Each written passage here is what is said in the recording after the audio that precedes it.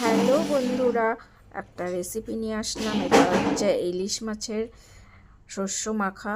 এই যে দেখো, আমি আলুগুলোকে আগে তেলে ভেজে নিচ্ছি, আর ওদিকে সব মশলা টশলা দিয়ে সব রেডি করে রেখেছি। লাল লাল করে আলুগুলো আমার ভাজা হয়ে গেছে।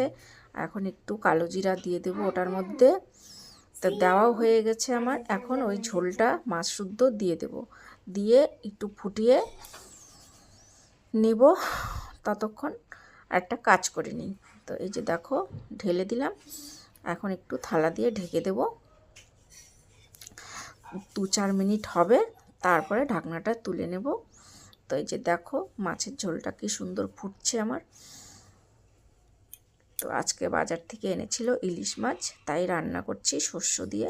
তা আমি শস্য মাখার মধ্যে 2-4টা আলু কেটে দিই এরকম ছোট ছোট করে। তো দেখো, আমার আলুটাও সুন্দর গলে গেছে। এবার এটাকে কাঁচা লঙ্কা দিয়ে আমি নামিয়ে নেব।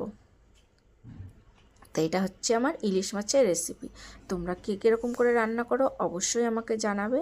এই যে দেখো, আমি নামিয়ে নিলাম আর উপর দিয়ে সরষের তেল ঢেলে দিলাম। তো গরম গরম ভাতের সাথে পরিবেশন করব। কি খেলাম, ভালো লাগবে। তোমরা সবাই ভালো থাকবে। টাটা।